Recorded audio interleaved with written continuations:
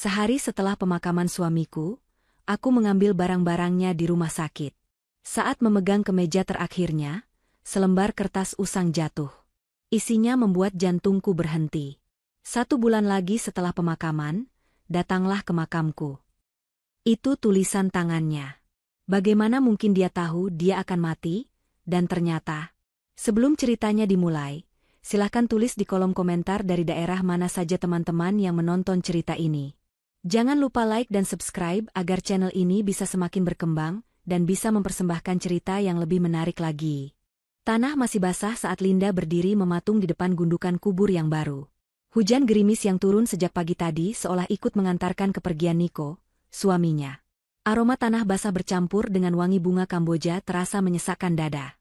Orang-orang berpakaian hitam di sekelilingnya mulai bergerak bubar, menyisakan Linda yang masih terpaku.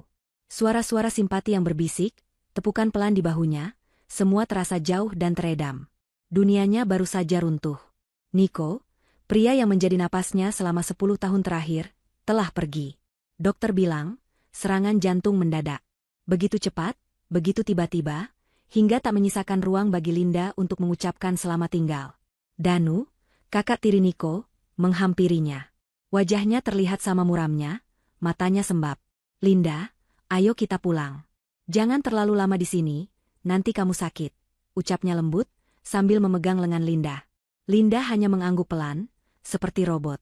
Dia membiarkan Danu memapahnya berjalan menjauh dari makam. Sepanjang perjalanan pulang, Linda hanya diam. Pikirannya kosong. Rumah yang dulu terasa hangat dan penuh tawa, kini terasa asing dan dingin. Setiap sudut mengingatkannya pada Niko.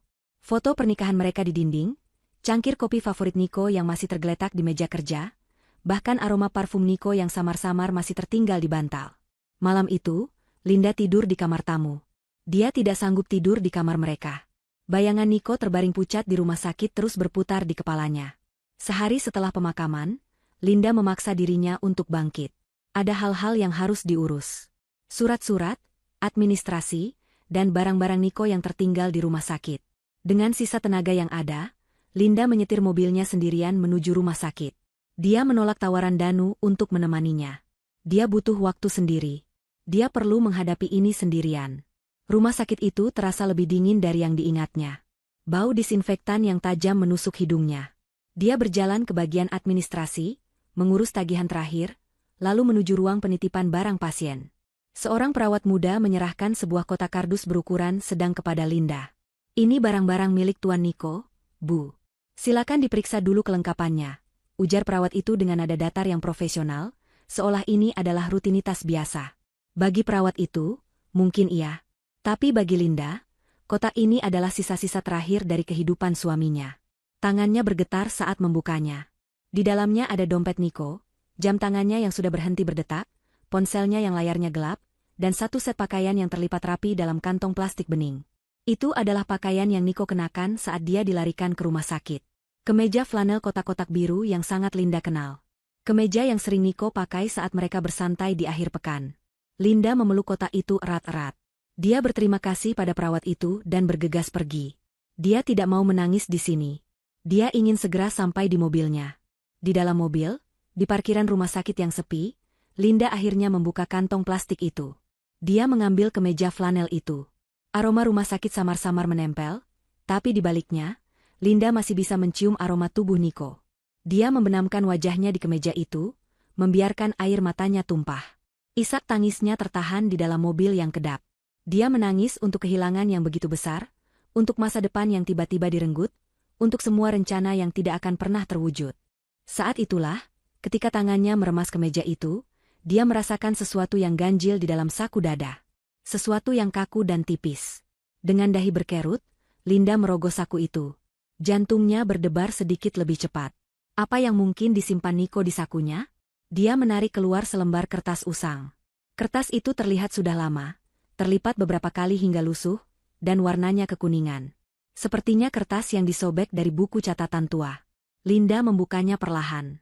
Lipatannya rapuh, seolah bisa hancur kapan saja.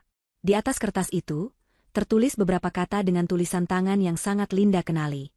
Itu tulisan tangan Niko. Rapi, sedikit miring ke kanan, dengan cara khas Niko membuat huruf T. Tulisan itu berbunyi, 1 bulan lagi setelah pemakaman, datanglah ke makamku. Linda membaca kalimat itu berulang-ulang, mencoba mencerna artinya. Kalimat itu tidak masuk akal. 1 bulan lagi setelah pemakaman? Bagaimana mungkin Niko menulis ini? Pemakamannya baru saja kemarin. Apakah ini lelucon? Tapi ini bukan gaya Niko. Lalu, mata Linda terpaku pada sudut kanan bawah kertas itu. Sebuah simbol kecil tergambar di sana. Simbol infinity atau angka 8 terbaring. Jantung Linda terasa seperti berhenti berdetak. Itu adalah simbol rahasia mereka. Simbol yang mereka pakai sejak pertama kali pacaran. Simbol yang berarti selalu dan selamanya. Simbol yang mereka coretkan di kaca berembun, di pasir pantai, di balik struk belanja. Tidak ada orang lain yang tahu arti simbol itu selain mereka berdua. Ini pasti dari Niko. Guncangan itu begitu hebat. Tubuh Linda terasa dingin. Darahnya seolah berhenti mengalir. Ini bukan lelucon. Ini bukan kebetulan. Ini adalah pesan. Pesan dari suaminya yang sudah meninggal. Pertanyaan-pertanyaan membanjiri benaknya. Bagaimana Niko tahu dia akan mati? Bagaimana dia tahu kapan dia akan dimakamkan? Kenapa 1 bulan? Kenapa di makam? Apa yang dia ingin Linda temukan? Kalimat, setelah pemakaman, menyiratkan bahwa Niko menulis ini sebelum dia meninggal, dengan pengetahuan penuh bahwa dia akan meninggal dan akan dimakamkan. Ini berarti, kematian Niko bukanlah serangan jantung mendadak. Ini berarti kematian Niko sudah direncanakan. Entah oleh dirinya sendiri, atau oleh orang lain. Pikiran itu membuat Linda mual. Dia mencengkeram kertas itu erat-erat. Kertas usang itu kini terasa seperti beban terberat di dunia. Dia harus mencari tahu. Dia harus menunggu 1 bulan. Dan dia harus merahasiakan ini dari semua orang, terutama dari Danu. 30 hari ke depan terasa seperti 30 tahun. Linda menyimpan kertas usang itu di tempat paling aman yang bisa dia pikirkan. Bukan di brankas, bukan di laci. Dia menyelipkannya di balik foto pernikahan mereka yang ada di dalam dompetnya. Tempat yang selalu bersamanya, namun tidak akan pernah terpikirkan oleh orang lain untuk memeriksanya. Hari-hari pertama, duka masih mendominasi. Rumah terasa kosong, dan rutinitas harian terasa hampa tanpa kehadiran Niko. Namun, di balik duka itu, ada benih lain yang mulai tumbuh. Benih kecurigaan, ketakutan, dan sebuah rasa penasaran yang menusuk. Pesan Niko dari balik kubur itu mengubah segalanya. Duka Linda kini memiliki tujuan. Danu menjadi satu-satunya sosok keluarga yang Linda miliki sekarang.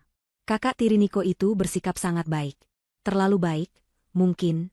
Hampir setiap hari Danu datang ke rumah, membawakan makanan, atau sekadar bertanya apakah Linda butuh sesuatu. Aku di sini untukmu, Linda. Aku janji akan menjaga kamu, seperti janjiku pada Niko, kata Danu suatu sore, sambil menatap Linda dengan tatapan sungguh-sungguh. Linda hanya bisa tersenyum tipis. Dulu, dia akan tersentuh oleh perhatian itu. Tapi sekarang, setiap kata manis Danu terdengar ganjil di telinganya. Perlahan, Danu mulai mengambil alih urusan perusahaan yang dulu dikelola Niko. Kamu tidak perlu pusing memikirkan ini, Linda. Biar aku yang urus semuanya. Kamu fokus saja memulihkan diri, ujarnya. Dia membawa tumpukan dokumen untuk ditandatangani Linda, surat kuasa, surat pengalihan aset sementara, dan berbagai istilah hukum yang membuat kepala Linda pening. Linda, yang masih linglung, menandatanganinya. Dia percaya pada Danu. Atau setidaknya, sebagian dari dirinya ingin percaya pada Danu. Namun, pesan Niko terus terngiang. Kenapa Niko tidak memberitahuku apa-apa jika dia sudah tahu? Suatu malam, di minggu kedua, Linda tidak bisa tidur. Dia pergi ke ruang kerja Niko. Semua masih sama seperti saat Niko tinggalkan. Dia duduk di kursi kerja Niko, mencoba merasakan kehadiran suaminya. Dia menyalakan komputer Niko. Untungnya, dia tahu kata sandinya. Tanggal ulang tahun pernikahan mereka. Linda mulai membuka-buka berkas. Dia tidak tahu apa yang dia cari. Dia hanya mencari sesuatu. Sesuatu yang ganjil. Dia teringat Niko pernah mengajarinya dasar-dasar laporan keuangan perusahaan. Kamu harus tahu kemana uang kita pergi, Lin, kata Niko sambil tertawa kala itu. Linda membuka folder, keuangan perusahaan. Sebagian besar terlihat normal. Sampai matanya menangkap satu transaksi besar. Sangat besar. Tercatat sebagai biaya konsultasi jasa, ke sebuah perusahaan di luar negeri yang namanya terdengar asing. Yang membuat Linda merinding adalah tanggalnya. 3 hari sebelum Niko dilarikan ke rumah sakit. 3 hari sebelum serangan jantung itu. Jantung Linda berdebar kencang. Ini pasti ada hubungannya. Kecurigaan Linda semakin menguat. Dia mulai memperhatikan Danu dengan cara yang berbeda. Dia memperhatikan bagaimana Danu menghindari tatapan matanya saat berbicara tentang keuangan. Dia memperhatikan bagaimana Danu selalu sigap menjawab teleponnya jauh-jauh dari Linda. Dia juga mulai merasa tidak nyaman di rumahnya sendiri. Dia merasa seperti ada yang mengawasinya. Kadang, saat malam hari, dia seperti mendengar suara langkah kaki pelan di luar rumah. Atau melihat tirai jendelanya bergerak, padahal tidak ada angin. Awalnya dia pikir itu hanya perasaannya saja. Imajinasi seorang janda yang kesepian dan ketakutan. Hingga suatu hari, di hari ke-29, tepat sehari sebelum dia harus pergi ke makam, kecurigaannya terbukti. Pagi itu, Linda berencana pergi ke supermarket. Saat hendak masuk ke mobil, kunci mobilnya terjatuh dan menggelinding ke bawah mobil. Sambil menggerutu, Linda berjongkok untuk mengambilnya. Saat tangannya merogoh kolong mobil yang gelap, jemarinya tidak hanya menyentuh kunci. Jemarinya menyentuh sesuatu yang lain. Sesuatu yang dingin, kotak kecil, dan menempel di sasis mobilnya dengan magnet. Linda menarik benda itu keluar. Jantungnya serasa mencelos. Itu adalah alat pelacak GPS. Kecil, hitam, dengan lampu LED kecil yang berkedip samar. Tangannya gemetar hebat. Jadi, perasaan diawasi itu bukan imajinasi. Seseorang telah mengawasinya. Mengawasi setiap gerak-geriknya. Dan satu-satunya orang yang punya kepentingan untuk melakukan itu adalah orang yang sama yang begitu baik padanya. Danu. Danu ingin tahu apakah Linda menemukan sesuatu. Danu takut Linda menemukan sesuatu. Sesuatu yang ditinggalkan Niko. Rasa takut yang selama ini membekapnya tiba-tiba berubah menjadi amarah yang dingin. Dia sadar, kunjungannya ke makam besok tidak akan menjadi kunjungan duka biasa. Itu adalah sebuah misi berbahaya. Dia tidak bisa pergi ke sana dengan alat pelacak ini menempel di mobilnya. Dia harus lebih pintar dari Danu. Dengan tangan yang masih gemetar, Linda masuk ke rumah. Dia mengambil beberapa lembar aluminium foil dari dapur, membungkus rapat alat pelacak itu untuk memblokir sinyalnya. Lalu, dia menyetir mobilnya. Bukan ke supermarket. Dia menyetir ke arah berlawanan, ke sebuah jembatan di atas sungai besar di pinggir kota. Dia berhenti sebentar, memastikan tidak ada yang melihat, lalu melemparkan bungkusan aluminium foil itu ke dalam arus sungai yang deras. Besok, dia akan pergi ke makam Niko. Dan dia akan pergi sendirian, tanpa ada yang mengikuti. Pagi itu, di hari ke-30, Linda bangun bahkan sebelum fajar menyingsing. Dia tidak tidur semalaman. Jantungnya berdebar begitu kencang di dalam dada, rasanya seperti seekor burung yang terperangkap. Semalam, setelah menemukan alat pelacak itu dan membuangnya, dia menyusun rencana. Dia tidak bisa memakai mobilnya sendiri. Danu pasti sudah hafal plat nomornya, dan jika Danu cukup pintar untuk memasang pelacak, dia juga pasti cukup pintar untuk menyuruh orang mengawasi mobil itu. Linda juga tidak bisa meminta tolong siapa-siapa. Dia sendirian dalam hal ini. Pesan Niko sudah jelas, jangan percaya siapapun. Dengan tangan gemetar, Linda memesan taksi online melalui aplikasi di ponselnya, menggunakan akun lama yang jarang dia pakai. Dia memesannya untuk menjemput di sebuah minimarket yang berjarak 2 blok dari rumahnya. Dia berjalan kaki dalam kegelapan pagi yang masih dingin, jaketnya ditarik erat, dan tudung jaket menutupi kepalanya. Setiap bayangan pohon tampak seperti sosok manusia yang mengintai. Setiap suara motor yang lewat membuatnya tersentak. Dia sampai di minimarket tepat saat taksi tiba. Ke pemakaman umum, Pak, katanya pelan, suaranya serak. Sopir taksi itu menatapnya aneh lewat kaca spion. Seorang wanita muda pergi ke pemakaman sepagi ini, sendirian. Tapi dia tidak bertanya. Perjalanan terasa sangat lama. Linda terus-menerus melihat ke belakang, memastikan tidak ada mobil yang sama yang mengikuti mereka. Jalanan masih sepi. Saat mereka tiba di gerbang pemakaman, matahari baru mulai menampakkan semburat cahaya di ufuk timur. Udara pagi terasa beku, dan kabut tipis melayang rendah di antara nisan-nisan. Linda membayar sopir taksi dengan uang tunai, melebihkan bayarannya. Pak, tolong jangan bilang siapa-siapa kalau mengantar saya ke sini, pintanya. Sopir itu mengangguk, mungkin mengira Linda sedang dalam masalah keluarga. Linda melangkah masuk ke gerbang pemakaman. Suara derit engsel besi tua gerbang itu seolah membelah kesunyian.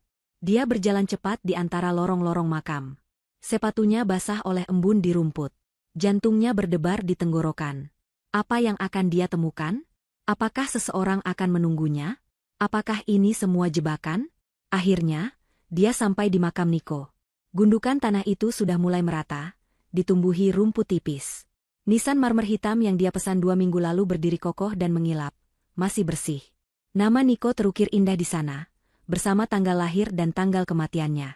Dan di bawah nama itu, seperti permintaannya, ada ukiran kecil simbol infinity yang hanya dia dan Niko pahami. Linda berdiri di sana, menunggu. Menit-menit berlalu. 5 menit. 10 menit. 15 menit. Tidak ada yang terjadi. Tidak ada yang datang. Hanya ada suara angin pagi yang berdesir di daun-daun pohon Kamboja. Rasa putus asa mulai menjalari hatinya. Apakah dia salah mengartikan? Apakah surat itu hanya ilusi? Apakah dia sudah gila? Dia tertawa getir. Tentu saja. Apa yang dia harapkan? Arwah Niko muncul? Atau ada orang misterius yang memberinya koper? Dia merasa bodoh. Dia sudah membuang alat pelacak Danu, membuat Danu curiga, semuanya demi pesan konyol ini. Air mata frustrasi dan duka kembali menggenang. Dia berlutut di samping makam, tangannya terulur menyentuh nisan yang dingin itu. Niko, kamu di mana? Aku harus bagaimana? Bisiknya parau. Jemarinya tanpa sadar menelusuri ukiran nama suaminya. Lalu, jarinya sampai pada ukiran simbol infinity itu. Dia menangis sambil menekan-nekan simbol itu, seolah itu adalah cara terakhirnya terhubung dengan Niko. Tiba-tiba, saat jarinya menekan bagian tengah simbol itu dengan cara tertentu, dia merasakan sesuatu bergeser. Terdengar bunyi, klik, yang sangat pelan, nyaris tak terdengar. Linda terlonjak kaget. Jantungnya berhenti berdetak. Dia melihat ke nisan itu. Tidak ada yang berubah. Dia meraba-raba lagi. Tangannya bergerak ke sisi nisan, bagian samping yang menempel dengan tanah. Dia merasakan ada celah tipis yang tidak ada di sana sebelumnya. Dengan jantung yang berdebar kencang, dia menariknya. Sebuah panel kecil dari marmer yang sama, seukuran telapak tangan, terbuka. Panel itu dibuat begitu rapi hingga menyatu sempurna dengan nisan. Bagaimana ini bisa terjadi? Dia yang memesan nisan ini, tapi dia tidak pernah memesan kompartemen rahasia. Niko pasti sudah mengaturnya. Jauh sebelum dia meninggal. Di dalam kompartemen kecil yang dangkal itu, tergeletak 2 benda. Yang pertama adalah sebuah kunci kuno. Kunci dari kuningan yang berat, dengan nomor seri terukir di atasnya, dan nama sebuah bank yang tidak dia kenali. Bank penyimpanan swasta. Bukan bank komersial biasa. Benda kedua adalah selembar foto. Foto Polaroid yang sudah agak pudar. Linda menariknya keluar. Itu foto Niko. Suaminya tersenyum, tapi tidak seperti senyum biasanya. Itu senyum yang dipaksakan, matanya terlihat lelah dan cemas. Niko berdiri di depan sebuah bangunan. Villa tua bergaya Eropa, dengan dinding yang ditumbuhi tanaman rambat. Linda membalik foto itu. Ada tulisan tangan Niko di baliknya. Villa Cendana. Dia meracuniku. Semua bukti ada di sini. Jangan percaya Danu. Kalimat itu menghantam Linda seperti palu godam. Dia meracuniku. Jadi kecurigaannya benar. Niko tidak mati karena sakit jantung. Niko dibunuh. Dan pembunuhnya adalah Danu. Kakak tiri yang selama ini bersikap paling baik, paling berduka. Rasa mual naik ke tenggorokannya. Ketakutan yang selama ini dia rasakan berubah menjadi sesuatu yang lebih gelap dan lebih dingin. Ini bukan lagi soal duka. Ini soal pembunuhan. Dan sekarang, dia memegang petunjuknya. Dia cepat-cepat memasukkan kunci dan foto itu ke saku jaketnya, menutup kembali panel rahasia itu, dan berdiri. Dia harus pergi dari sini. Sekarang. Dia tidak lagi melihat ke belakang. Dia berlari kecil keluar dari pemakaman. Pikirannya berpacu lebih cepat dari langkah kakinya. Linda sampai di rumah dalam keadaan linglung, tapi pikirannya bekerja tajam. Dia mengunci pintu depan, memasang rantai pengaman, dan menutup semua tirai. Rumah yang dulu menjadi tempat berlindungnya kini terasa seperti penjara. Dia tahu Danu bisa datang kapan saja. Dia duduk di lantai dapur, bersandar di lemari es, mencoba mengatur napas. Dia mengeluarkan kunci kuningan dan foto villa itu. Villa Cendana. Nama itu tidak berarti apa-apa baginya. Niko tidak pernah menyebut nama itu. Dia meracuniku. Kata-kata itu terus terngiang. Dia harus tenang. Dia harus berpikir seperti Niko. Niko adalah pria yang teliti dan selalu punya rencana. Dia tidak akan meninggalkan petunjuk yang rumit jika tidak terpaksa. Pertama, kunci itu. Bank penyimpanan swasta. Linda mengambil laptopnya dan mencari nama bank itu. Ternyata itu bukan bank, melainkan perusahaan penyewaan safety deposit box eksklusif di pusat kota. Tempat untuk menyimpan barang-barang berharga secara anonim. Nico pasti sudah menyiapkannya. Linda tidak bisa pergi ke sana dengan penampilan seperti ini. Dia mandi cepat, berganti pakaian dengan celana jeans dan sweater gelap. Dia mengambil semua uang tunai yang dia simpan di rumah. Dia juga mengambil paspornya.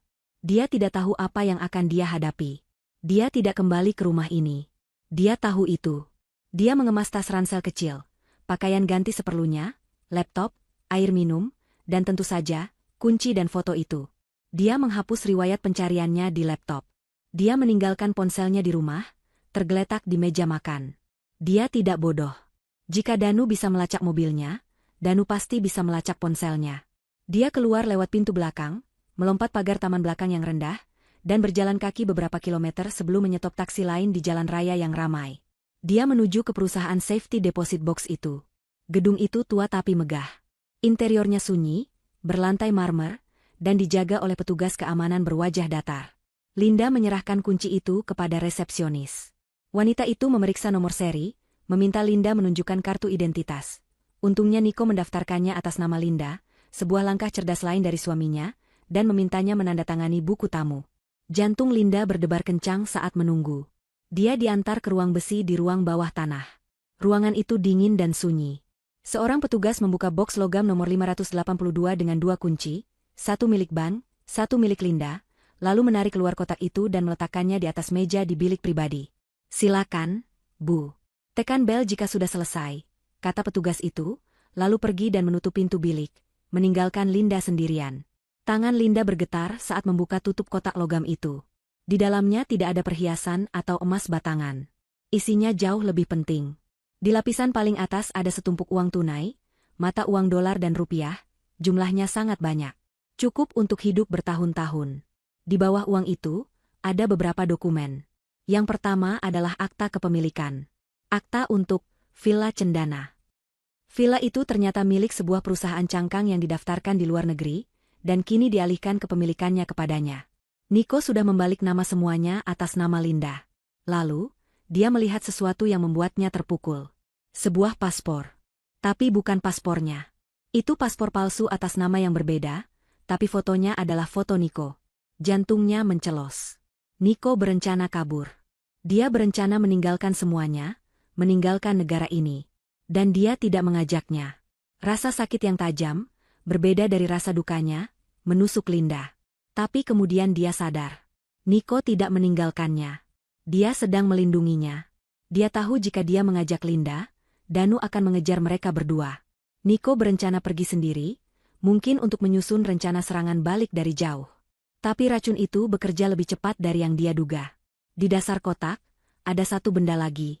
Sebuah ponsel satelit tua dan secari kertas berisi satu nomor telepon dengan catatan, "Bunga Matahari. Hanya jika nyawamu terancam." Linda menelan ludah. Ini lebih besar dari yang dia bayangkan. Nico sedang dalam perang, dan sekarang perang itu diwariskan kepadanya. Dia memasukkan semua uang, dokumen, dan ponsel itu ke dalam ranselnya. Dia meninggalkan kota itu dalam keadaan kosong. Dia tidak bisa kembali ke rumah. Dia tidak bisa pergi ke polisi. Danu pasti punya koneksi.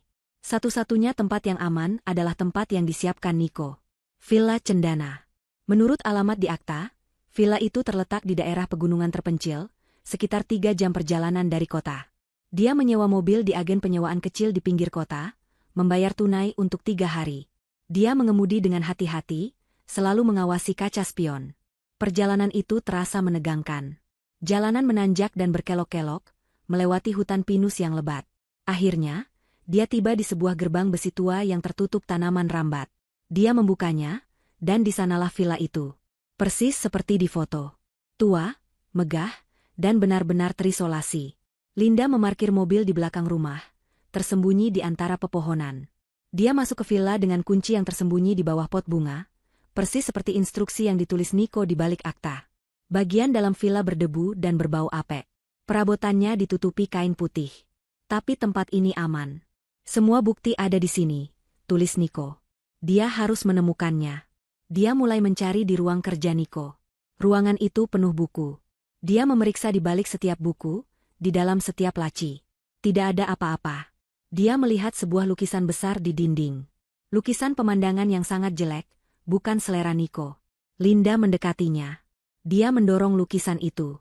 Lukisan itu bergeser. Di baliknya, tertanam di dinding, sebuah brankas digital berwarna abu-abu. Jantungnya melonjak. Ini dia. Ini pasti tempatnya. Tapi brankas itu membutuhkan kode sandi. 6 digit. Sial. Dia memikirkan semua tanggal penting. Ulang tahun Niko? Gagal. Ulang tahunnya? Gagal. Ulang tahun pernikahan mereka? Gagal. Tanggal Niko meninggal? Gagal. Dia mencoba lagi dan lagi, tapi brankas itu tetap terkunci. Dia berdiri di sana, frustrasi, lelah, dan takut. Dia harus bagaimana sekarang? Dia sendirian di villa terpencil ini dengan brankas yang terkunci. Saat itulah, dalam kesunyian mutlak villa tua itu, dia mendengarnya. Suara yang seharusnya tidak ada. Suara derit pelan dari lantai kayu di lorong depan. Lalu, suara pintu depan yang ditutup perlahan. Padahal, Linda yakin sekali dia sudah mengunci pintu itu saat masuk tadi. Seseorang ada di dalam villa bersamanya. Suara derit pintu itu begitu nyata, begitu dekat. Itu bukan imajinasi. Itu bukan tikus. Linda membeku di depan brankas. Seluruh darah di tubuhnya seakan surut ke kaki. Udara di dalam villa tua itu tiba-tiba terasa 10 derajat lebih dingin. Dia sendirian, di tempat terpencil, puluhan kilometer dari peradaban, dengan seorang penyusup. Dan dia tahu persis siapa penyusup itu. Bagaimana Danu bisa menemukannya? Apakah dia diikuti? Apakah alat pelacak di mobilnya hanya umpan, dan ada pelacak lain di tasnya, di dompetnya, di sepatunya? Pikiran itu berkelebat cepat, tapi tidak ada waktu untuk panik. Dia harus bersembunyi. Sekarang. Matanya liar memindai ruangan kerja itu. Tidak ada lemari besar. Hanya ada meja kayu berat dan rak-rak buku yang menempel di dinding. Bersembunyi di balik gorden? Terlalu klise, terlalu mudah ditemukan. Langkah kaki itu terdengar lagi, lebih jelas. Di lorong. Pelan, berderap, percaya diri. Langkah kaki seseorang yang merasa memiliki tempat ini. Linda berlari kecil keluar dari ruang kerja, menuju dapur. Dia ingat saat masuk tadi, dia melihat sebuah pintu kayu rendah di sudut dapur, di bawah tangga. Pintu ruang bawah tanah. Itu satu-satunya harapannya. Dia sampai di dapur tepat saat mendengar langkah kaki itu memasuki ruang tengah. Tangannya gemetar hebat saat meraih pegangan pintu ruang bawah tanah. Pegangannya karatan dan dingin. Dia menariknya. Pintu itu berderit nyaring. Suara yang mengerikan. Linda menggigit bibirnya, menahan napas. Apakah dia mendengarnya? Langkah kaki di ruang tengah berhenti. Jantung Linda serasa melompat ke tenggorokan. Hening. Lalu, langkah kaki itu terdengar lagi, menjauh. Mungkin menuju ruang kerja yang baru saja dia tinggalkan. Linda tidak membuang waktu. Dia membuka pintu itu, melangkah mundur ke dalam kegelapan yang pekat, dan menarik pintu itu tertutup perlahan. Dia tidak menutupnya rapat-rapat. Dia menyisakan celah selebar 1 sentimeter, cukup baginya untuk bernapas dan mengintip. Ruang bawah tanah itu berbau apek, campuran antara tanah lembab, jamur, dan sesuatu yang mati. Dia menuruni 3 anak tangga kayu yang rapuh, lalu berhenti. Dia berdiri dalam kegelapan total, hanya diterangi oleh seberkas cahaya tipis dari celah pintu di atasnya. Dan kemudian, dia mendengarnya berbicara. Suara Danu. Suara yang dulu selalu terdengar ramah dan penuh perhatian, kini terdengar dingin dan mematikan. Dia pasti di sini, kata Danu. Dia tidak sendirian. Linda mendengar suara langkah kaki lain, lebih berat. Periksa semua ruangan. Ruang kerja, kamar tidur, kamar mandi. Aku mau dia ditemukan. Hidup atau mati, tidak masalah. Tapi aku mau apa yang dia bawa. Ada jeda. Sepertinya Danu sedang berbicara di telepon. Ya, aku di villa. Tentu saja dia di sini. Seperti yang kita duga. Dia mengikuti remah roti yang ditinggalkan Niko. Danu tertawa. Tawa yang membuat bulu kuduk Linda berdiri. Bodoh. Niko pikir dia pintar. Dia meremehkanku. Dia pikir aku tidak tahu tentang villa ini. Aku sudah mengawasi tempat ini selama 6 bulan. 6 bulan. Itu berarti, bahkan sebelum Niko meninggal, Danu sudah tahu. Linda menahan rasa mual. Cepat temukan dia. Suara Danu terdengar lagi, kali ini kepada orang yang bersamanya. Aku akan menunggu di ruang kerja. Dia pasti ke sana. Brankas itu. Suara langkah kaki Danu terdengar lagi, kali ini berjalan kembali ke ruang kerja. Tepat di atas tempat Linda bersembunyi. Linda bisa mendengar derit lantai kayu di atas kepalanya. Dia menutup mulutnya dengan kedua tangan, takut suara napasnya sendiri terdengar. Sialan. Suara teriakan Danu menggema dari ruang kerja. Brankasnya. Dia sudah di depan brankas. Kodenya. Dia pasti mencoba membukanya. Terdengar suara benda dibanting. Mungkin kursi. Dia ada di rumah ini. Dia tidak mungkin jauh. Cari dia. Cari. Langkah kaki yang berat itu berlari keluar ruang kerja, menyebar. Satu orang berlari ke lantai atas, suaranya terdengar memburu di tangga. Tapi Danu tetap di ruang kerja. Linda bisa mendengarnya mondar-mandir, seperti singa dalam kandang. Linda meringkuk di kegelapan. Waktu terasa berhenti. Dia mendengar orang itu membanting pintu-pintu di lantai atas. Lalu dia turun lagi. Tidak ada, bos. Rumah ini kosong. Jendelanya semua terkunci dari dalam. Kecuali apa? Bentak Danu. Kecuali dia tidak pernah pergi. Atau dia bersembunyi dengan sangat baik. Hening sejenak. Linda merasa Danu sedang berpikir. Dia pasti kelelahan. Ketakutan. Dia akan membuat kesalahan, kata Danu pelan, lebih seperti bicara pada diri sendiri. Kita tunggu. Dia tidak punya tempat untuk pergi. Cepat atau lambat, dia harus keluar. Periksa bagian luar rumah. Pastikan mobilnya tidak bisa bergerak. Aku akan menunggu di sini. Aku tahu dia akan kembali ke brankas ini. Langkah kaki yang berat itu menjauh, menuju pintu depan. Pintu depan terbuka dan tertutup. Sekarang, tinggal Danu. Sendirian. Di ruang kerja. Tepat di atas dapur. Linda gemetar. Dia tidak bisa tinggal di ruang bawah tanah ini selamanya. Tapi dia juga tidak bisa keluar. Danu sedang menunggunya. Dia terjebak. Dia bersandar di dinding tanah yang dingin. Pikirannya berputar. Brankas itu. Dia harus membukanya. Kode 6 digit. Niko. Apa yang Niko pikirkan? Dia sudah mencoba semua tanggal penting. Ulang tahun, pernikahan, tanggal kematian. Linda mencobanya dalam hati.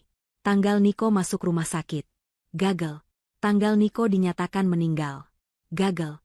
Dia sudah mencobanya di kepalanya. Apa yang dia lewatkan? Lalu dia teringat. Surat pertama. Surat dari saku ke meja Niko. 1 bulan lagi setelah pemakaman, datanglah ke makamku. Hari ini adalah tepat 1 bulan setelah pemakaman. Itu sebabnya dia ada di sini. Itu sebabnya dia menemukan kunci itu pagi ini. Itu sebabnya Danu mengharapkannya datang hari ini. Kodenya. Mungkinkah kodenya adalah tanggal hari ini? Hari di mana Niko ingin semua ini terungkap. Tanggal pertemuan di makam. Itu sangat masuk akal. Niko mengatur segalanya sampai ke detail terkecil.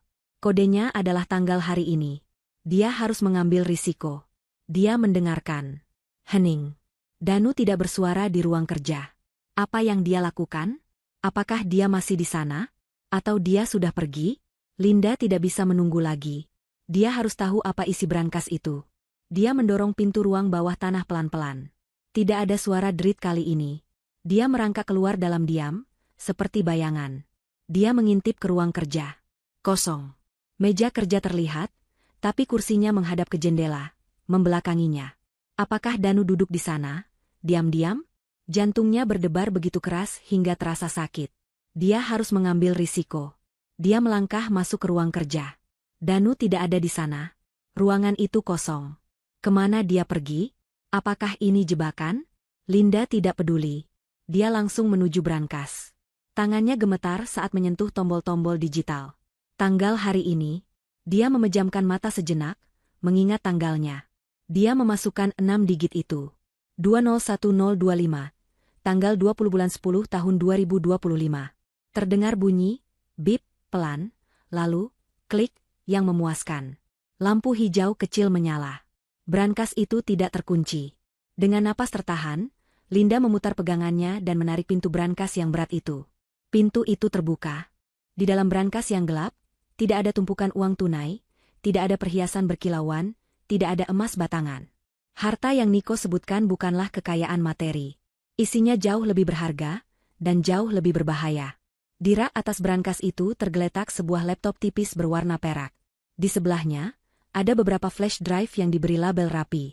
Dan di tengah-tengah, sebuah amplop tebal berwarna krem.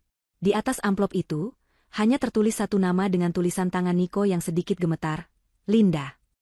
Tangan Linda meraih amplop itu lebih dulu. Jantungnya berdebar kencang. Ini adalah pesan terakhir darinya. Dia merobek segelnya dan menarik keluar beberapa lembar kertas. Itu surat tulisan tangan. Sayangku Linda, begitu surat itu dimulai. Air mata langsung menggenang di pelupuk mata Linda. Jika kamu membaca ini, itu berarti aku sudah pergi. Dan itu berarti, Danu berhasil. Linda harus berhenti sejenak, menarik napas dalam-dalam untuk menenangkan isak tangis yang mengancam pecah. Dia harus kuat.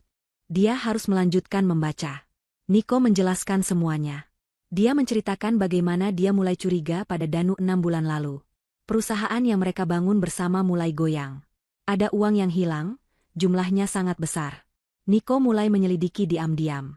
Dan semua jejak mengarah ke Danu. Kakak tiri yang dia percayai, yang dia anggap sebagai saudara kandung. Danu telah menggelapkan uang perusahaan selama bertahun-tahun, menyalurkannya ke rekening-rekening di luar negeri. Saat Niko mengkonfrontasi Danu tidak menyangkal. Dia tertawa. Dia bilang Niko terlalu lurus, terlalu naif. Tapi Niko sudah mengumpulkan cukup bukti untuk memenjarakannya. Saat itulah segalanya berubah menjadi mimpi buruk. Aku memberinya pilihan, Lin, tulis Niko. Aku bilang, kembalikan uangnya, pergi dari perusahaan, dan aku tidak akan melapor ke polisi. Aku masih ingin melindunginya, demi mendiang ayah. Tapi Danu punya rencana lain. Dia tidak mau kehilangan segalanya. Dia mulai meracuniku, Lin, lanjut surat itu. Linda terisak. Perlahan-lahan. Arsenik. Dosis kecil setiap hari, dicampurkan di minuman yang sering dia bawakan ke kantorku. Dia bilang itu, vitamin. Aku mulai merasa lemah, pusing, sesak napas. Aku pergi ke dokter lain, diam-diam. Dan hasilnya jelas. Keracunan arsenik kronis. Tapi sudah terlambat. Racun itu sudah merusak organ-organku. Dokter bilang hidupku tinggal beberapa minggu. Niko tahu dia tidak punya waktu. Dia tidak bisa pergi ke polisi. Danu terlalu licik. Koneksinya terlalu kuat. Dia akan memutarbalikkan fakta, mengatakan Niko yang menggelapkan uang, atau lebih buruk, menghentikan Niko sebelum dia bisa bicara. Jadi, Niko membuat rencana terakhirnya. Rencana untukmu, Lin. Dia menjelaskan tentang villa itu, tempat persembunyian rahasia yang dia beli bertahun-tahun lalu. Dia menjelaskan tentang safety deposit box, tentang paspor palsu. Dia berencana kabur, bukan untuk lari, tapi untuk berobat dan menyusun rencana serangan balik dari jauh. Tapi racun itu bekerja lebih cepat dari yang dia duga. Aku tidak memberitahumu, sayangku, tulisnya, karena aku harus melindungimu. Jika Danu tahu kamu tahu, nyawamu akan dalam bahaya. Aku harus membuatmu terlihat tidak tahu apa-apa. Maafkan aku. Linda menyeka air matanya. Amarah kini bercampur dengan duka. Amarah pada Danu. Harta yang sebenarnya ada di laptop dan flash drive itu, Lin, tulis Niko di paragraf terakhir. Itu adalah semua bukti kejahatan Danu. Aku sudah merekam semuanya. Gunakan itu untuk menjatuhkannya. Dapatkan keadilan untuk kita. Linda beralih ke laptop. Dia mengambilnya. Laptop itu ringan, tapi terasa seperti beban seluruh dunia. Dia membukanya dan menekan tombol daya. Tidak ada kata sandi. Desktopnya bersih. Hanya ada satu folder di tengah layar. Judul foldernya, Bukti. Dia mengklik folder itu. Isinya puluhan berkas. Ada folder, laporan keuangan, transfer bank, rekaman audio, dan video. Jantungnya berdebar. Dia membuka folder, video, lebih dulu. Ada satu berkas yang diberi nama, pengakuan. Tangannya gemetar saat mengkliknya. Video itu terbuka. Gambarnya diambil dari sudut tinggi, seperti kamera pengawas yang tersembunyi. Itu di ruang kerja Niko di kantor. Niko terlihat pucat dan kurus, duduk di kursinya. Lalu Danu masuk. Bagaimana perasaanmu, Dick? Vitaminnya bekerja, ejek Danu. Kamu tahu aku tahu, Danu, kata Niko lemah. Kamu meracuniku. Danu tertawa. Tentu saja aku meracunimu. Kamu pikir aku akan membiarkanmu mengambil semuanya dariku? Perusahaan ini milikku. Kamu hanya anak emas yang kebetulan pintar. Tapi kamu bodoh. Niko, terlalu percaya. Lalu Danu mulai menyombongkan diri. Dia menjelaskan semuanya. Bagaimana dia membeli arsenik itu. Bagaimana dia memasukkannya ke kopi Niko setiap pagi. Bagaimana dia sudah mentransfer miliaran rupiah ke rekeningnya. Sudah terlambat, Niko, kata Danu di video itu, wajahnya penuh kemenangan. Kamu akan mati. Perlahan, menyakitkan. Dan semua orang akan mengira itu serangan jantung. Kasihan sekali. Dan istrimu yang cantik itu, Linda, dia akan berduka, dan aku akan menghiburnya, sambil mengambil alih semua yang menjadi milikmu. Linda menutup laptop itu dengan banting. Dia mual. Dia berlari ke kamar mandi kecil di dekat ruang kerja dan muntah hebat. Jadi itu rencananya? Tidak hanya membunuh Niko, tapi juga mengambil alih hidupnya. Monster. Danu adalah monster. Dia kembali ke brankas. Dia harus tenang. Dia harus fokus. Dia melihat flash drive itu. Ada labelnya, rekaman, ban, salinan utama. Dia mengambil flash drive berlabel, salinan utama. Dia harus mengamankan ini. Dia melirik ke surat Niko yang tergeletak. Ada tulisan kecil di halaman terakhir, seolah ditulis terburu-buru. Sebuah catatan tambahan. PS, Danu lebih licik dari yang kau duga. Dia pasti punya rencana cadangan. Dia tahu tentang villa ini. Jangan ke polisi. Belum. Percayai, bunga matahari. Nomornya ada di ponsel satelit yang ada di safety deposit box. Hanya dia. Dia satu-satunya yang tahu bagian akhir dari rencanaku. Bunga matahari. Nama sandi itu lagi. Linda memasukkan laptop, flash drive lainnya, dan surat Niko ke dalam ranselnya. Tapi flash drive, salinan utama, yang berisi video pengakuan Danu, dia selipkan ke dalam kaos kakinya, di balik sepatunya. Dia tidak akan mengambil risiko. Dia menyambar ranselnya.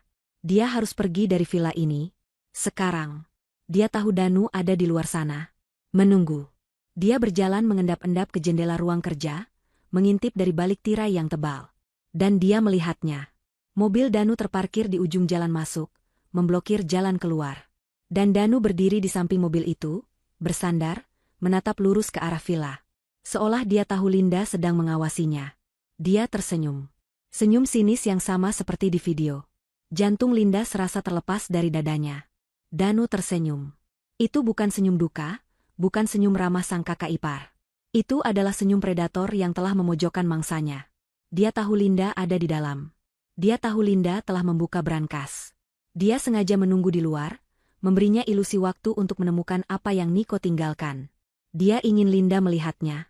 Dia ingin Linda tahu betapa bodohnya Niko dan betapa berkuasanya dia sekarang.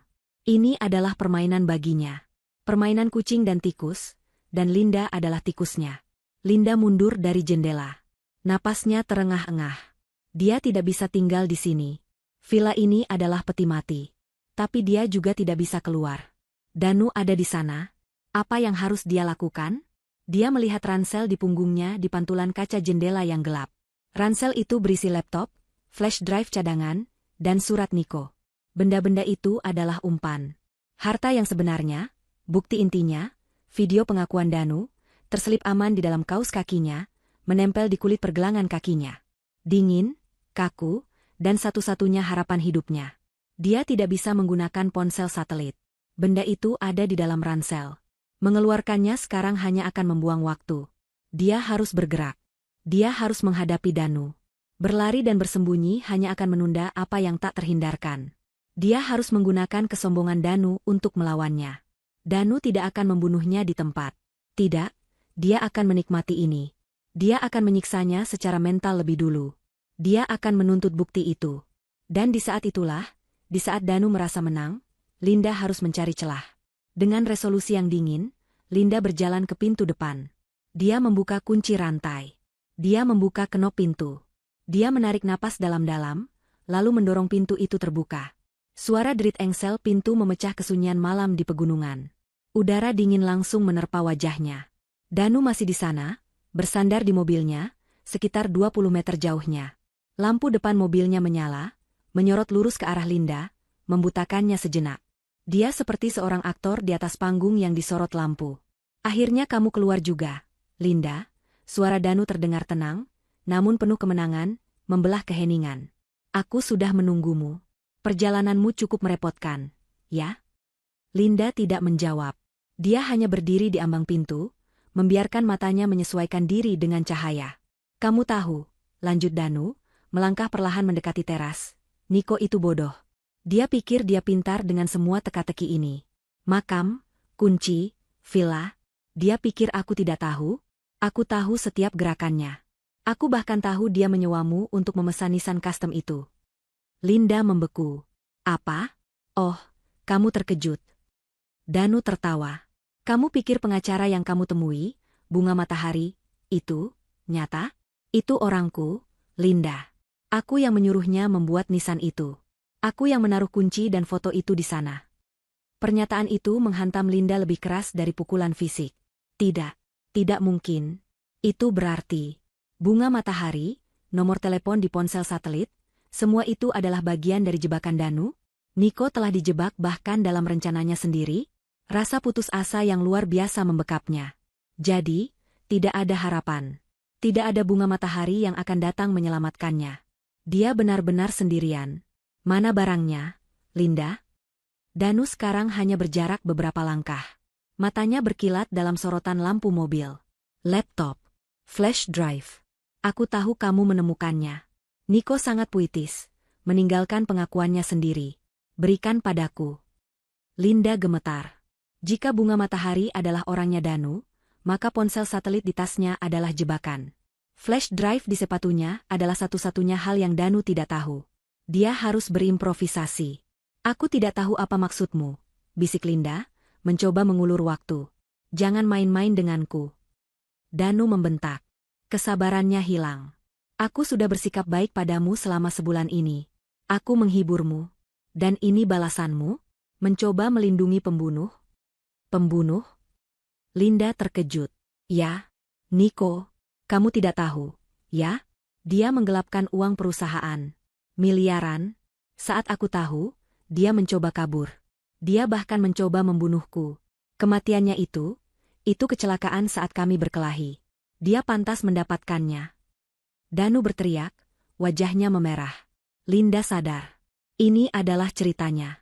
Ini adalah kebohongan yang akan dia sebarkan setelah dia mendapatkan bukti itu dan membungkam Linda. Dia akan memutarbalikkan fakta, menjadikan Niko penjahatnya. Berikan tas itu. Danu melangkah maju dan menyambar tali ransel Linda. Linda terhuyung mundur.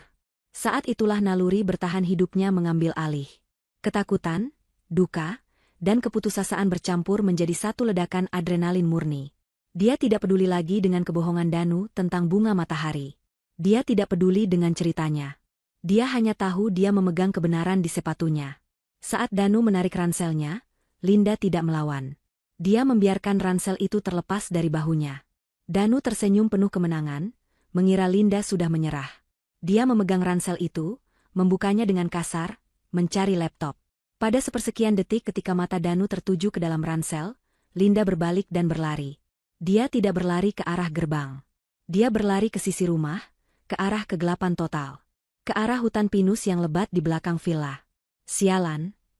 Terdengar teriakan marah Danu di belakangnya. Kembali kau. Dia mendengar suara ransel yang dilempar ke tanah. Linda tidak menoleh. Dia menerobos semak-semak, ranting-ranting mencakar wajah dan lengannya. Dia bisa mendengar Danu di belakangnya. Langkah kakinya berat, mematahkan ranting-ranting kering. Dia lebih cepat, lebih kuat.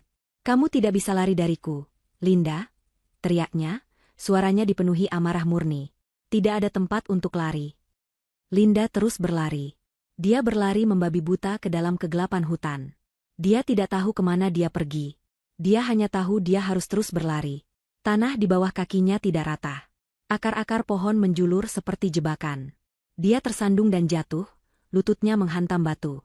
Rasa sakit yang tajam menjalari kakinya, tapi dia bangkit lagi. Dia bisa mendengar napas Danu yang terengah-engah. Dia semakin dekat. Hutan itu semakin gelap dan lebat. Dia seperti tikus yang berlari di labirin tanpa akhir, dengan sang kucing buas tepat di belakangnya. Hutan itu terasa hidup dan mengancam. Suara deru napasnya sendiri dan suara Danu yang mengutuk di belakangnya adalah satu-satunya hal yang nyata.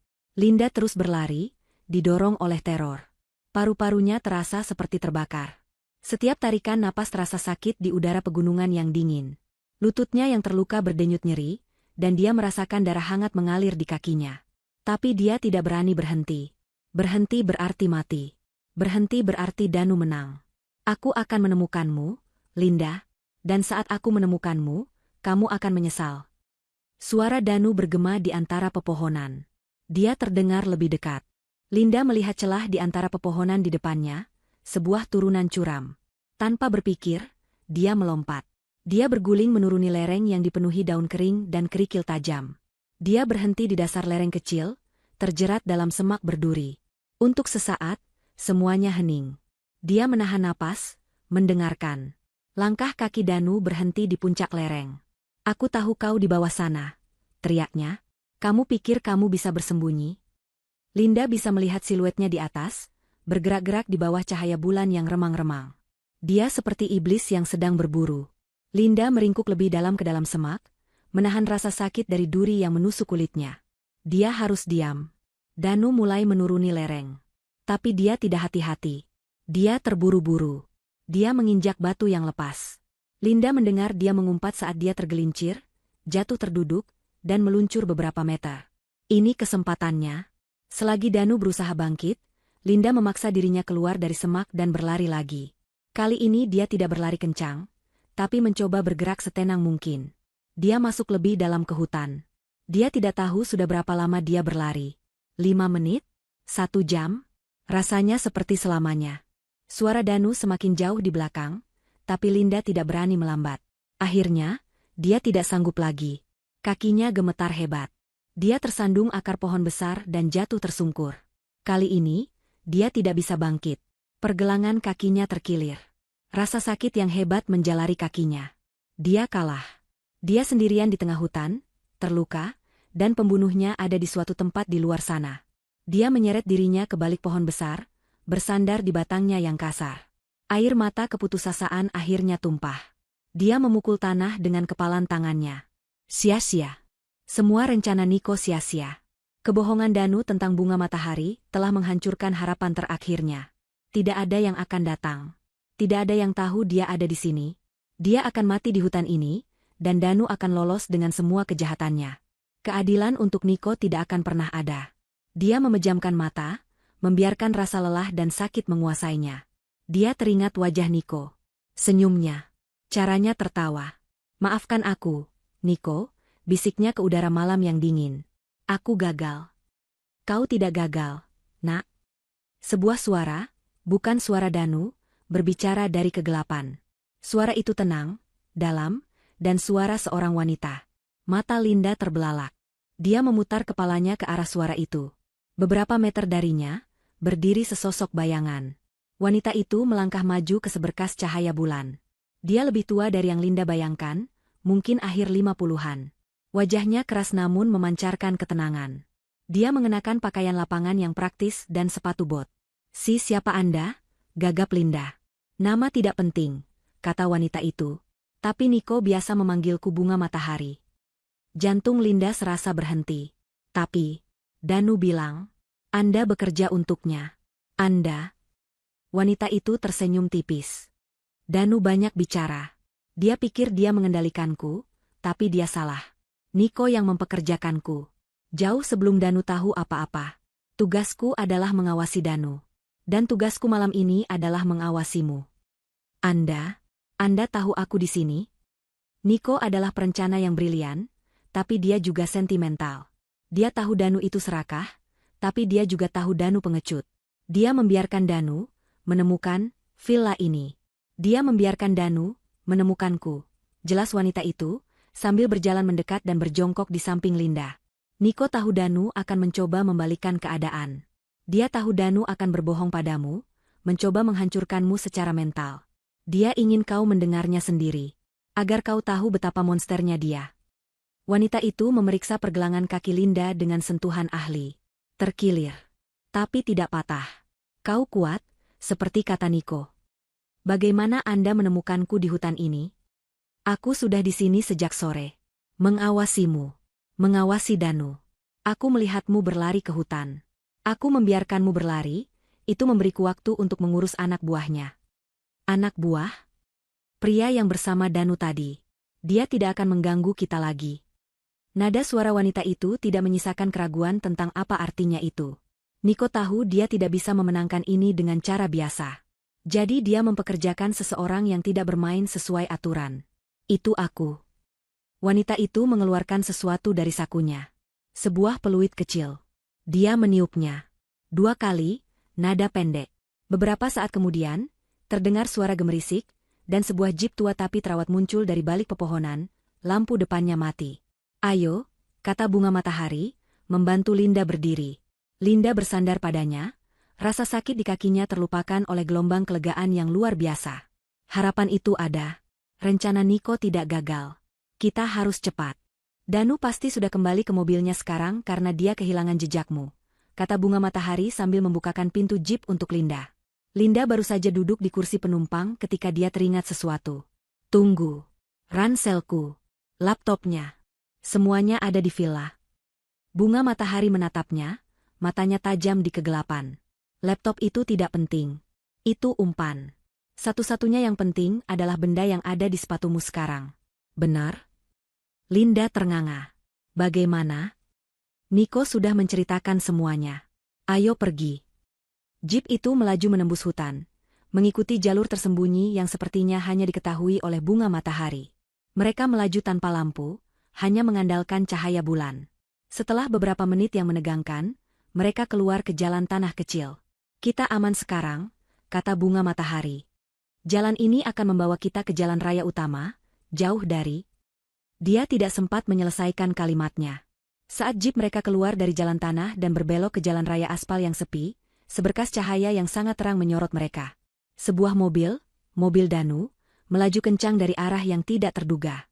Dia pasti sudah berputar, menebak-nebak jalan keluar lain dari hutan. Pegang erat, teriak Bunga Matahari, membanting setir. Tapi sudah terlambat. Danu tidak berniat berhenti. Dia menabrakkan mobilnya lurus ke sisi jeep. Terdengar suara robekan logam yang memekakan telinga. Benturan itu melemparkan Linda dengan keras ke depan. Kaca pecah berhamburan kemana-mana. Jeep itu terpelanting, berputar, lalu terbalik di sisi jalan. Hal terakhir yang Linda dengar sebelum kegelapan menelannya adalah suara tawa Danu yang kalap. Kegelapan terasa mutlak. Hal pertama yang Linda sadari adalah rasa sakit. Rasa sakit yang tajam dan menusuk di sekujur tubuhnya. Kepalanya pusing berputar, dan bau bensin yang menyengat menusuk hidungnya.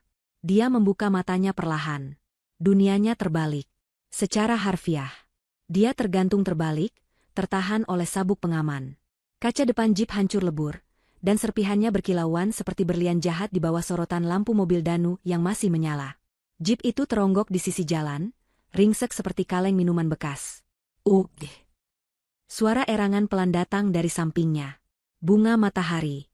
Wanita itu juga tergantung, wajahnya berdarah karena goresan kaca. Tapi dia sadar. Linda, kau baik-baik saja? Bisiknya, suaranya serak. Aku tidak tahu, jawab Linda. Dia mencoba menggerakkan kakinya. Rasa sakit yang luar biasa menjalari pergelangan kakinya yang terkilir, kini diperparah oleh benturan. Tapi dia masih bisa merasakannya. Dan yang lebih penting, dia masih bisa merasakan tonjolan kaku dan dingin dari flash drive di dalam kaus kakinya. Benda itu masih aman. Terdengar suara pintu mobil dibanting. Langkah kaki yang berat mendekat. Danu. Dia selamat dari benturan itu, sepertinya tanpa cedera serius. Sosoknya muncul di jendela samping jeep yang hancur, menghalangi cahaya lampu mobilnya sendiri. Dia terlihat seperti iblis dalam kegelapan. Wajahnya tergores dan sedikit berdarah, tapi matanya menyala dengan kegilaan dan kemenangan. Permainan yang bagus, Linda, katanya, suaranya terengah-engah tapi penuh tawa. Lari ke hutan, menuruni lereng, bersembunyi di balik pohon. Kau benar-benar merepotkanku. Dan kau, Bunga Matahari. Aku seharusnya tahu Niko akan menyewa pengkhianat sepertimu. Tapi tidak masalah. Semuanya berakhir di sini. Danu mengarahkan sesuatu ke dalam jeep. Sebuah pistol. Pistol hitam yang terlihat sangat besar di tangannya yang gemetar karena adrenalin. Sekarang, katanya, suaranya menjadi dingin dan tajam. Berikan padaku. Flash drive itu. Aku tahu kau memilikinya. Bunga Matahari tertawa pelan, tawa yang serak dan menyakitkan. Kau terlambat, Danu. Semuanya sudah. Diam. Danu membentak. Dia memukul pilar jeep dengan gagang pistolnya, membuat Linda tersentak ngeri. Aku bicara pada Linda. Berikan padaku, Linda. Atau aku akan menembak wanita tua ini lebih dulu, lalu menembakmu. Pelan-pelan. Linda gemetar hebat. Ini adalah akhir. Tidak ada lagi rencana. Tidak ada lagi pelarian. Dia menatap mata bunga matahari. Wanita itu, meski terluka, mengangguk sangat pelan. Sebuah anggukan yang seolah berkata, tidak apa-apa. Lakukan apa yang harus kau lakukan. Baik, bisik Linda. Baik, aku akan berikan. Ada di sepatuku. Senyum kemenangan tersungging di wajah Danu. Pilihan yang pintar. Dia mengulurkan tangannya yang tidak memegang pistol. Lepaskan. Cepat. Linda merintih. Aku tidak bisa. Aku terbalik. Sabuk pengamanku macet. Danu menggeram tidak sabar.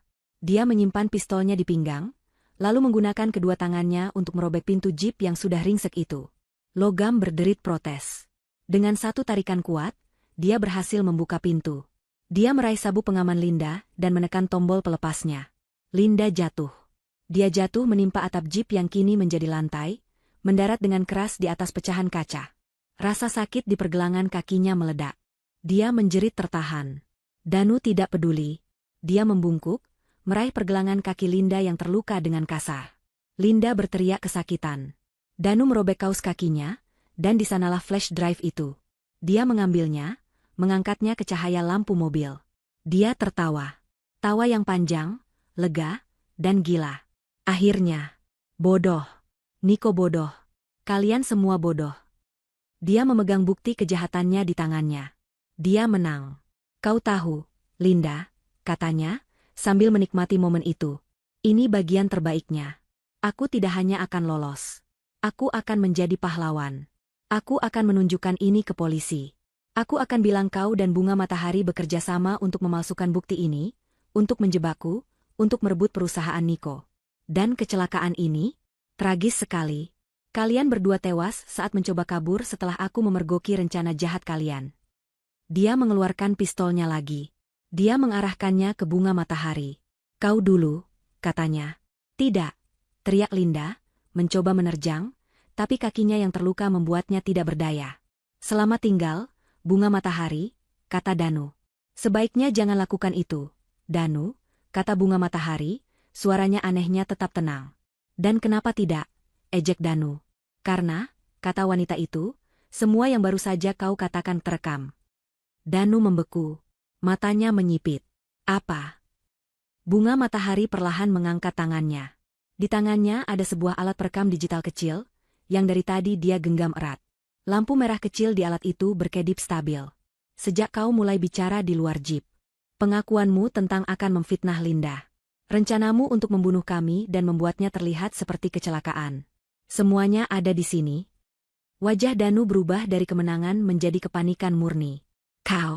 Kau licik. Niko yang licik, balas bunga matahari. Dia tahu kau sombong. Dia tahu kau akan menyombongkan diri saat kau pikir kau sudah menang. Ini adalah rencana cadangan terakhir. Danu mengangkat pistolnya, tapi kali ini diarahkan ke bunga matahari. Aku akan membunuhmu dan menghancurkan rekaman itu. Kau bisa coba, kata bunga matahari. Tapi kau juga harus menghancurkan yang satu itu. Satu itu apa? Geram Danu. Saat itulah, dari kegelapan di belakang Danu, terdengar suara sirine. Bukan hanya satu, tapi banyak. Suaranya semakin keras, memantul di perbukitan. Lampu biru dan merah mulai menari-nari di antara pepohonan, mendekat dengan cepat. Wajah Danu pucat pasi. Tidak mungkin. Bagaimana? Ponsel satelit di ranselmu, kata Linda pelan, akhirnya mengerti. Itu bukan jebakan. Itu pelacak. Bunga matahari mengaktifkannya saat kita di villa. Dia membiarkanmu mengambil ransel itu. Sejak kau mengambilnya, kau sudah memberitahu polisi di mana lokasimu. Rencana Niko berlapis-lapis. Rencana di dalam rencana. Umpan di dalam umpan. Villa adalah umpan. Laptop adalah umpan. Ransel adalah umpan. Bahkan pelarian mereka ke hutan adalah bagian dari rencana, untuk memisahkan Danu dari anak buahnya, dan untuk memberinya cukup tali untuk gantung diri dengan kesombongannya sendiri. Dalam hitungan detik, 3 mobil polisi meluncur berhenti, mengepung mereka. Jatuhkan senjatanya. Tangan di atas kepala. Sekarang, teriak seorang petugas melalui pengeras suara. Danu berdiri terpaku di tengah sorotan lampu mobil polisi. Dia terjebak. Di satu tangan, dia memegang pistol yang baru saja dia gunakan untuk mengancam akan membunuh 2 orang. Di tangan lainnya, dia memegang flash drive yang berisi bukti tak terbantahkan atas pembunuhan Nico. Dan di depannya, Bunga Matahari memegang rekaman audio pengakuan ketiganya. Dia kalah.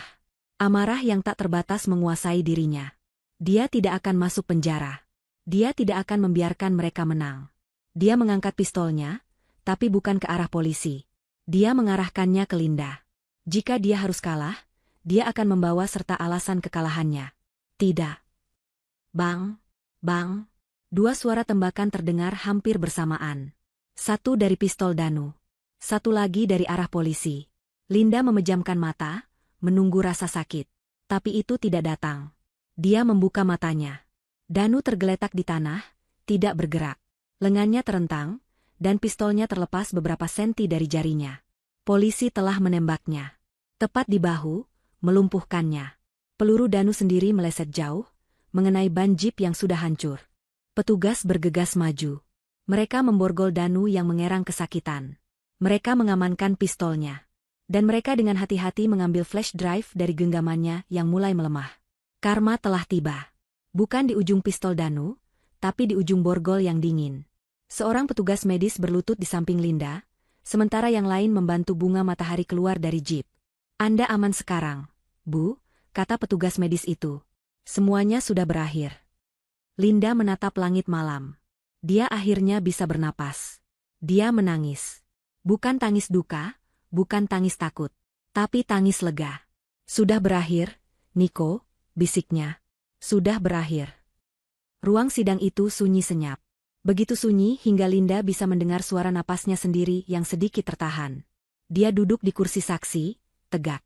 Dia tidak lagi memakai pakaian hitam berkabung.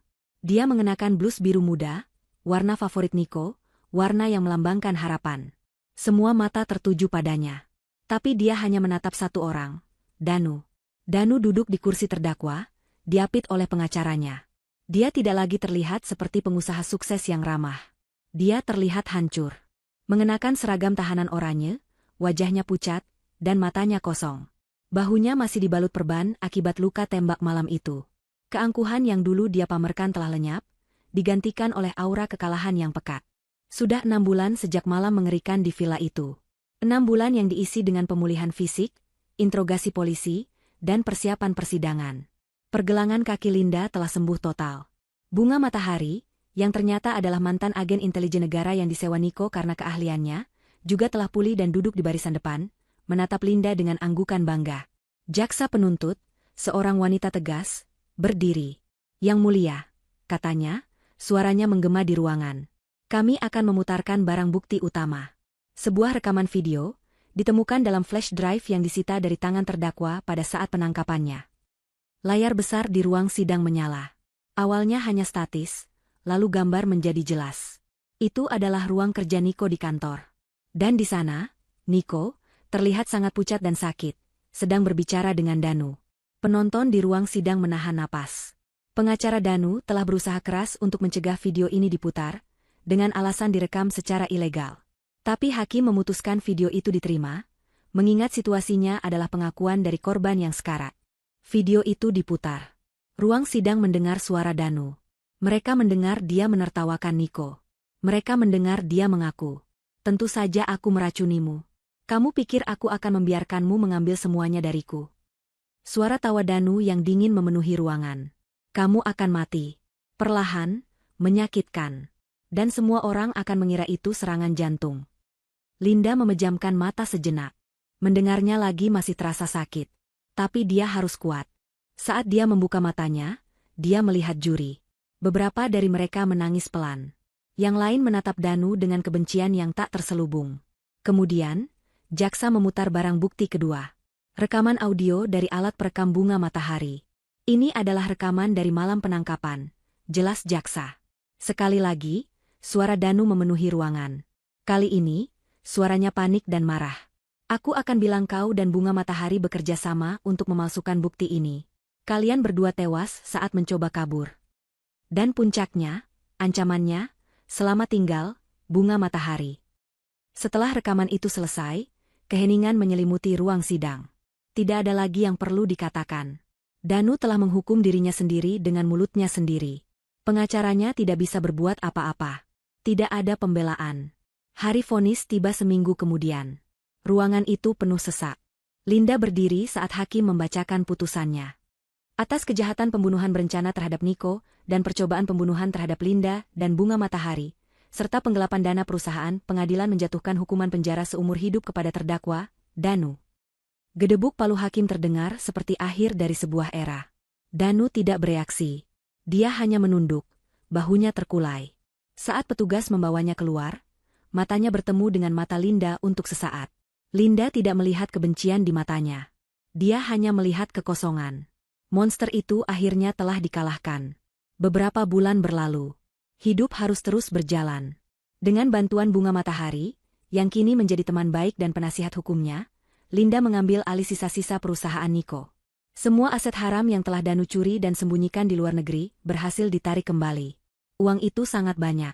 Harta, yang Danu inginkan, kini ada di tangan Linda. Tapi Linda tidak menginginkannya. Itu adalah uang darah. 6 bulan setelah vonis, Linda berdiri di depan sebuah gedung baru yang berkilauan.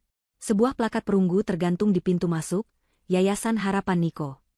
Dia telah menjual perusahaan itu. Dia menggunakan semua uangnya, warisan sahnya dari Niko dan semua uang yang dicuri Danu, untuk mendirikan yayasan ini. Sebuah yayasan yang didedikasikan untuk memberikan bantuan hukum bagi korban penipuan dan kejahatan kerah putih, serta mendanai penelitian tentang deteksi dini racun. Hari itu adalah hari ulang tahun Niko. Linda pergi ke pemakaman sendirian. Cuaca cerah. Dia berjalan ke makam Niko, yang kini terawat rapi.